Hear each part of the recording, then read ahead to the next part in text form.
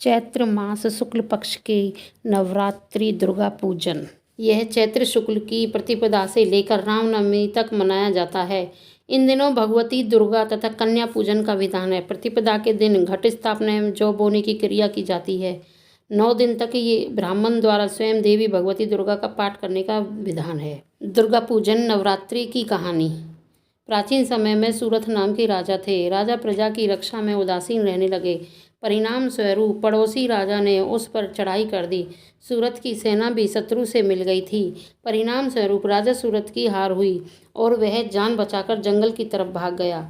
उसी वन में समाधि नामक एक वणिक अपनी स्त्री एवं संतान के दुर्व्यवहार के कारण निवास करता था। वन में वणिक समाधि और राजा सूरथ भी भेंट हुई। दोनों में परस्पर परिचय हुआ। वे दोनों घूमते हुए महर्षि मेधा के आश्रम में पहुँचे। महर्षि मेधा ने उन दोनों के आने का कारण जानना चाहा तो वे दोनों बोले कि हम अपने ही सगे संबंधियों द्वारा अपमानित एवं तिरस्कृत होने पर भी हमारे हृदय में उनका मोह बना हुआ है। इसका क्या कारण है? महर्षि मेधा ने उन्हें समझाया कि मन शक्ति के अधीन होता है और आदि शक्ति के विद्या और अविद्या 2 रूप हैं। विद्या ज्ञान स्वरूप है और अविद्या अज्ञान स्वरूपा। जो व्यक्ति अविद्या के आदि कारण रूप में उपासना करते हैं उन्हें वे विद्या स्वरूपा प्राप्त होकर मोक्ष प्रदान करती है। इतना सुन राजा सूरथ ने प्रश्न किया, हे महर्षि, देवी कौन है? उसका जन्म कैसे हुआ? महर्षि बोले, आप जिस देवी के विषय में पूछ रहे हैं वह नित्य स्वरूपा और विश्व व्यापिनी है। उसके बारे में ध्यानपूर्वक सुनो। कल्पांत के समय विष्णु भगवान क्षीर सागर में अनंत शैया पर शयन कर रहे थे। तब उनके दोनों कानों से मधु और कैटभ नामक 2 दैत्य उत्पन्न हुए।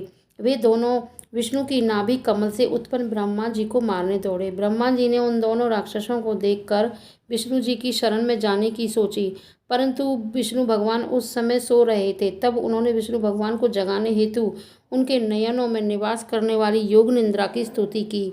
परिणाम स्वरूप तमोगुण अधिष्ठात्री देवी विष्णु भगवान के नेत्र, नासिका, मुख तथा हृदय से निकलकर ब्रह्मा के सामने उपस्थित हो गए। योग निद्रा के निकलते ही विष्णु भगवान उठकर बैठ गए। भगवान विष्णु और उन राक्षसों में 5000 वर्षों तक युद्ध चलता रहा। अंत में मधु और कैटभ दोनों राक्षस मारे गए। ऋषि बोले, अब मैं ब्रह्मा जी की स्तुति से उत्पन्न महामाया देवी की वीरता तथा प्रभाव का वर्णन करता हूँ, उसे ध्यानपूर्वक सुनो। एक समय देवताओं के स्वामी इंद्र तथा दैत्यों के स्वामी महिषासुर में सैकड़ों वर्षों तक घनघोर संग्राम हुआ। इस युद्ध में देवराज इंद्र की पराजय हुई और महिषासुर इंद्रलोक का स्वामी बन बैठा। अब देवगण ब्रह्मा के नेतृत्व में भगवान विष्णु और भगवान शंकर की शरण में गए। देवताओं की बातें सुनकर भगवान विष्णु तथा भगवान शंकर क्रोधित हो गए। भगवान विष्णु के मुख तथा ब्रह्मा, शिवजी तथा इंद्र आदि के शरीर से इस एक तेज पुंज निकला जिससे समस्त दिशाएं जलने लगी और अंत में यही तेज पुंज एक देवी के रूप में परिवर्तित हो गया। देवी ने सभी देवताओं से आयुध एवं शक्ति प्राप्त करके उच्च स्वर में अट्टहास किया, जिससे तीनों लोकों में हलचल मच गई। महिषासुर अपनी सेना लेकर इस सिंहनाद की ओर दौड़ा। उसने देखा कि देवी के प्रभाव से तीनों लोक अलौकित हो रहे हैं। महिषासुर की देवी के सामने एक भी चाल सफल नहीं हुई और वह देवी के हाथों मारा गया।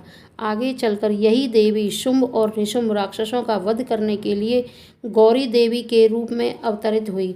इन उपरोक्त व्याख्यानों को सुनकर मेघा ऋषि ने राजा सूरथ तथा वणिक से देवी स्वप्न की विधिवत व्याख्या की।